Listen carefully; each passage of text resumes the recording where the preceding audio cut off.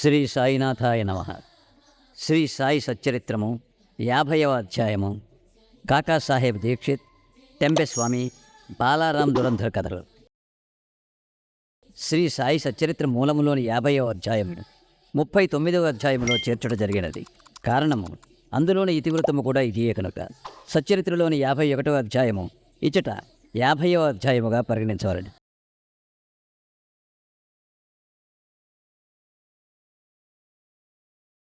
భక్తులకు ఆశ్రయమైన శ్రీ సాయికి జయమగుగాక. వారు మన సద్గురువు.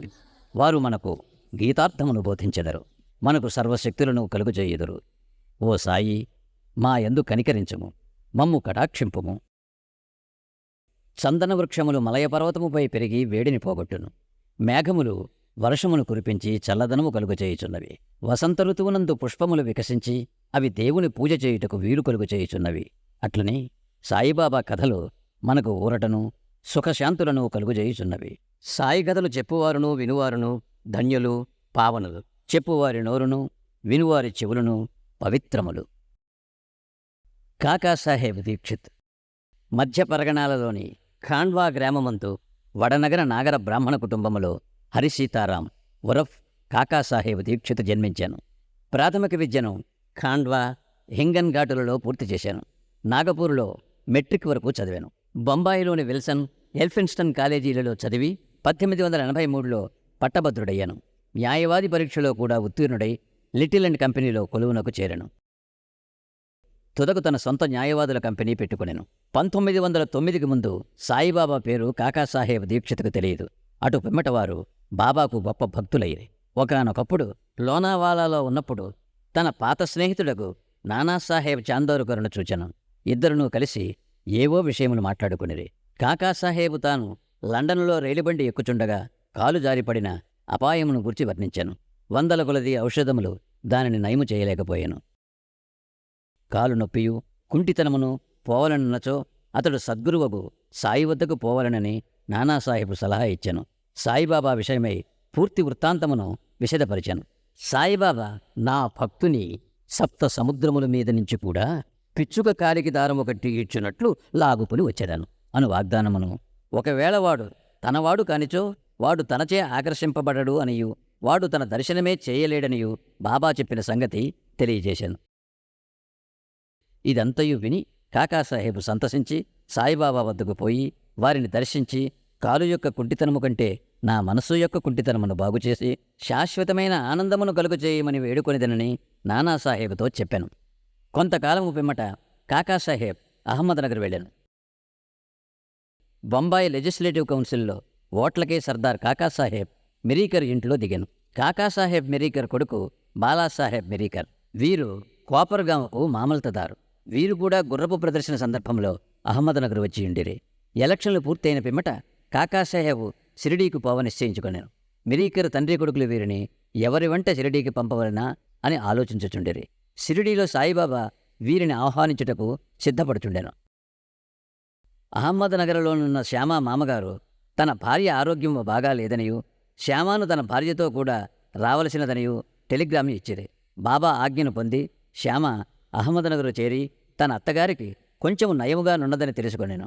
మార్గములో గుర్రపు ప్రదర్శనమునకు పోవుచున్న నానాసాహెబ్ పాన్సే, అప్పాసాహెబ్ గద్రే శ్యామాను కలిసి మిరీకర్ ఇంటికి పోయి కాకాసాహెబ్ దీక్షితుని కలిసి వారిని షిరిడీకి తీసుకుని వెళ్లమనిరి. కాకాసాహెబ్ దీక్షితుకు మిరీకరులకు శ్యామ అహ్మద్నగర్ వచ్చిన విషయము తెలియజేసిరి. సాయంకాలం శ్యామ మిరీకరుల వద్దకు పోయాను. వారు శ్యామకు కాకాసాహెబ్ దీక్షితుతో పరిచయం కలుగజేశారు. శ్యామ కాకాసాహెబ్ దీక్షితుతో కోపర్గాముకు ఆనాటి రాత్రి 10 గంటల రైల్లో పోవాలని నిశ్చయించిరి. ఇది నిశ్చయించిన వెంటనే ఒక వింత జరిగాను. బాబా యొక్క పెద్ద పటము మీద తెరను బాలాసాహెబ్ మిరీకర్ తీసి దానిని కాకాసాహెబ్ దీక్షితుకు చూపాను. కాకాసాహెబ్ షిరిడీకి పోయి ఎవరినైతే దర్శించవలనని నిశ్చయించుకొనెనో వారే పటము రూపముగా అచ్చట తన్ను ఆశీర్వదించుటకు సిద్ధముగానున్నట్లు తెలిసి అతడు మిక్కిలి ఆశ్చర్యపడెను. ఈ పెద్ద పటము మేఘశ్యాములది.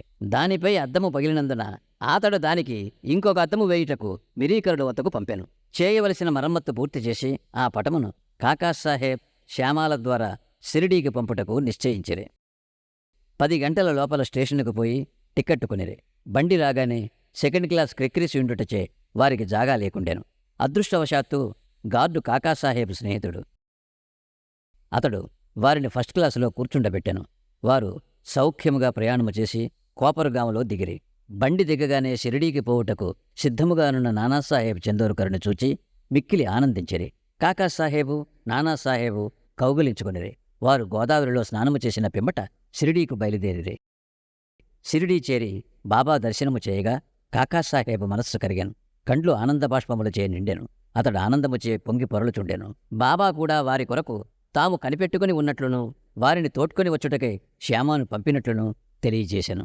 పిమ్మట కాకాసాహేబు బాబాతో ఎన్నో సంవత్సరములు సంతోషముగా గడిపాను. షిరిడీలో ఒక వాడాను కట్టి దానినే తన నివాసస్థలముగా చేసుకునేను. అతడు బాబా వల్ల పొందిన అనుభవములు లెక్కలేనన్ని గలవు. వాటినన్నిటినీ ఇచ్చట పేర్కొనలేము. ఈ కథను ఒక విషయముతో ముగించెదము. బాబా కాకాసాహేబుతో అంత్యకాలమున నిన్ను విమానములో తీసుకుని పోయేదను అన్న వాగ్దానము సత్యమైనదే. 1926వ సంవత్సరము జూలై 5వ తేదీన అతడు హేమాడ్ పంతుతో రైలు ప్రయాణము చేయొచ్చు బాబా విషయం మాట్లాడుచు సాయిబాబా యందు మనస్సు లీనము చేశాను. ఉన్నట్లుండి తన శిరమును హేమాడ్ పంతు భుజముపై వాల్చి ఏ బాధయూ లేక ఎట్టి చిగాకు పొందగా ప్రాణములు విడిచెను. శ్రీ టెంబెస్వామి. యోగులు ఒకరినొకరు అన్నదమ్ముల వలె ప్రేమించుకునేదరు. ఒకానొకప్పుడు శ్రీ వాసుదేవానంద సరస్వతి స్వాముల వారు అనగా టెంబెస్వామి రాజమండ్రిలో మకాం చేసిరి. ఆయన గొప్ప నైష్ఠికుడు, పూర్వాచార పరాయణుడు, జ్ఞాని, దత్తాత్రేయుని యోగి భక్తుడు. నాందేడు ప్లీడరగు పుండలీకరావు వారిని చూచుటకై కొంతమంది స్నేహితులతో రాజమండ్రికి పోయాను. వారు స్వాముల వారితో మాట్లాడుచున్నప్పుడు సాయిబాబా పేరు, షిరిడీ పేరు వచ్చెను. బాబా పేరు విని స్వామి చేతులు జోడించి ఒక టెంకాయను తీసి పుండలీకరావుకిచ్చి ఇట్లనిరి: దీనిని నా సోదరుడుగు సాయికి నా ప్రణామములతో నప్పింపము. నన్ను మరువవద్దని వేడుము. నా యందు ప్రేమ చూపమనము. ఆయన స్వాములు సాధారణముగా ఇతరులకు నమస్కరించరనియు, కానీ బాబా విషయమున ఇది ఒక అపవాదమనియు చెప్పాను. పుండలీకరావు ఆ టెంకాయను సమాచారంను షిరిడీకి తీసుకుని పోవుటకు సమ్మతించాను. బాబాను స్వామి సోదరుడనుట సమంజసముగా నుండెను. ఏలన బాబా వలె వారును రాత్రింబవళ్ళు అగ్నిహోత్రమును వెలిగించియే ఉంచిరి. ఒక నెల పిమ్మట పుండలీకరావు తదితరులు షిరిడీకి టెంకాయను తీసుకుని వెళ్ళిరి. వారు మన్మాడు చేరిరి. దాహము వేయుటచే ఒక సెలయేరు కడకు పోయిరి.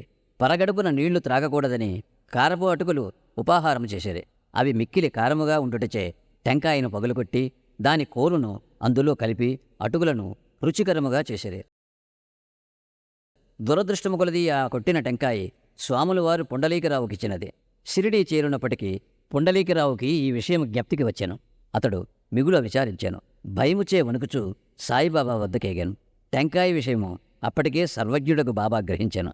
బాబా వెంటనే తన సోదరుడుకు టెంపెస్వామి పంపించిన టెంకాయను తెమ్మనెను. పుండలీకరావు బాబా పాదములు గట్టిగా పట్టుకుని తన తప్పును అలక్ష్యమును వెలిబుచ్చుచు పశ్చాత్తాపపడుచు బాబాను క్షమాపణ వేడెను. దానికి బదులు ఇంకొక టెంకాయను సమర్పించెదను అనెను. కాని బాబా అందులకు సమ్మతించలేదు. ఆ టెంకాయ విలువ సాధారణ టెంకాయకు ఎన్నో రెట్లనియు దాని విలువకు సరిపోవుదింకొకటి లేదనియు చెప్పుచూ నిరాకరించాను. ఇంకనూ బాబా ఇట్లనెను: ఆ విషయమై నీవేమాత్రమూ చింతింపనవసరము లేదు. అది నా సంకల్పము ప్రకారము నీకివ్వబడెను. తుదకు దారిలో పగులగొట్టబడెను. దానికి నీవే కర్తవని అనుకొననేలా? మంచిగాని చెడ్డకాని చేయుటకు నీవు కర్తవని అనుకొనరాదు. గర్వాహంకారరహితుడవైయుండు. అప్పుడే నీ పరచింతన అభివృద్ధి పొందును. ఎంత చక్కని వేదాంత విషయమును బాబా బోధించెనో చూడుడు.